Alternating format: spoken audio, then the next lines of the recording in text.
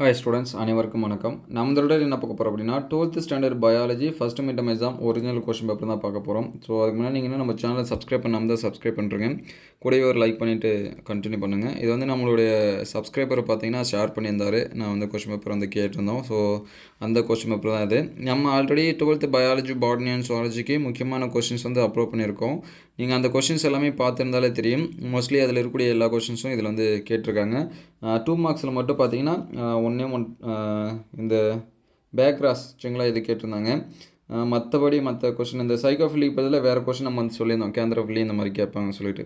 அதே 3 மார்க் பார்த்தீங்கன்னா list out the functions of tapetum சொல்லியிருந்தோம், பாலி எம்பிரியானி சொல்லியிருந்தோம், லீத்தல் ஜீன் சொல்லியிருந்தோம், அட்டாவிசம் இதெல்லாமே சொல்லியிருந்தோம் சரிங்களா. சாப்டர் வைஸாக சொன்ன கொஸ்டின் சரிங்களா. நீங்கள் 2 மார்க்ஸ் வந்து இப்போ 3 மார்க்ஸ் பார்த்தீங்கன்னா எல்லாமே அட்டன் பண்ணலாம். 2 மார்க்குக்கு பொறுத்த வரைக்கும் ஒரு பேக்ராஸ் கொஸ்டின் இதை வந்து என்ன பண்ணலாம், அட்டன் பண்ணலாம். அதுக்கடுத்து 5 மார்க்ஸ் சொல்லவே தேவை.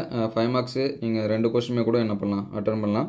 நீங்கள் அந்த கொஸ்டின்ஸ் எல்லாமே படிச்சிருந்தீங்கன்னா சரிங்களா. பயாலஜியை பொறுத்த வரைக்கும் அது எல்லாமே. அதுக்கடுத்து பயோசுவாலஜி சரிங்களா. இது வந்து பயோசுவாலஜி கொஸ்டின். பயோசுவாலஜி ஃபுல் அண்ட் ஃபுல் நம்ம சொன்ன கொஸ்டின்ஸ் எல்லாமே கேட்டிருந்தாங்க.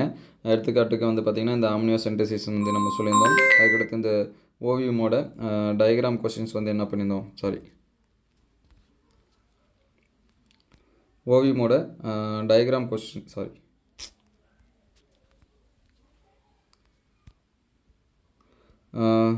டயக்ராம் சொல்லியிருந்தோம். அதுக்கடுத்து why is offspring formed asexual reproduction referred as clone சரிங்களா. இந்த கொஸ்டின்ஸ் எல்லாமே சொல்லியிருந்தது தான்.